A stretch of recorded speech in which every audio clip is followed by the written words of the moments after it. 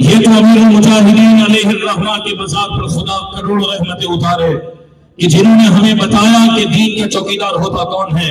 من آج تک تو ہمیں اس بات کا درس تک بھی نہ ملا کہ جب بھی حضور علیہ السلام کے دین کے ڈاکو حضور کے دین پر حملہ کرنا چاہیں تو چوکیدار کا کام کیا ہوتا ہے۔ کہنے کا مقصد یہ ہے کہ اب مسلمانوں ہمیں معذرت خانہ دین بیان کرنے سے اب اپنے آپ کو بدلنا ہوگا۔ قرآن ذکر کرتا ہے والذین آمنوا اشد، مومن ہوتا ہی شدت پسند ہے۔ جب اللہ رسول کی بات ہو جائے تو مومن پھر شدت اختیار کرتا ہے۔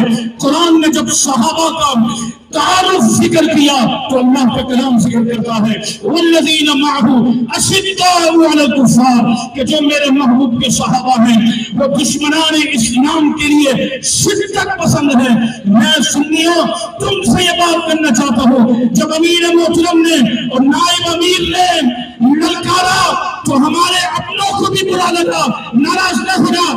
جب چیف جسٹس کی طرف سے رسول اللہ کے تاج ختم نبوت پر حملہ کیا تو ہمیں اتنا برا نہ لگا، لیکن اولاد علی نے جب اس کے سر کی قیمت لگائی تو ہمارے سنیوں کے پیٹ میں بھی مروڑ آیا کہ یہ انداز نہیں ہونا چاہیے، یہ انداز غلط ہے۔ ہم نے کہا یاد رکھو رسول اللہ کی بات آ جائے پھر انداز نہیں دیکھا جاتا، عاشق مصطفیٰ کی خاطر حد کو کراس کرنے کے لیے تیار ہوتا ہے۔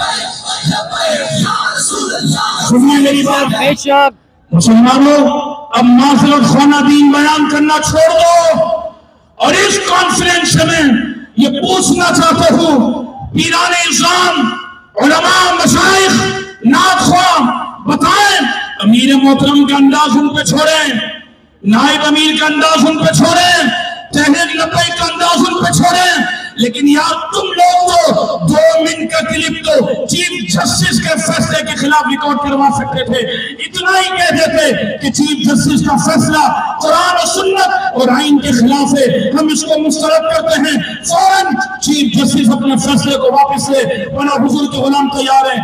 یار 2 منٹ کا کلپ بھی اگر حضور کا کلمہ پڑھنے والا، رسول اللہ کے نام پر مرید بنانے والا، حضور کی نعتیں پڑھ کے نذرانے کھانے والا، رسول اللہ کے نام پر عزت لینے والا 2 منٹ کا کلپ بھی اگر ریکارڈ نہ کرا سکے تو پھر کیا ہمیں بے وقوف بنا رہے ہو؟ بس بات ختم ہے۔ یاد رکھنا جو رسول اللہ سے محبت کرتا ہے، جو حضور کے لیے غیرت دکھاتا ہے، ہمیں انشاءاللہ ان کے پیچھے چلتے ہوئے رسول اللہ سے عشق و وفا کا اظہار کرنا ہے۔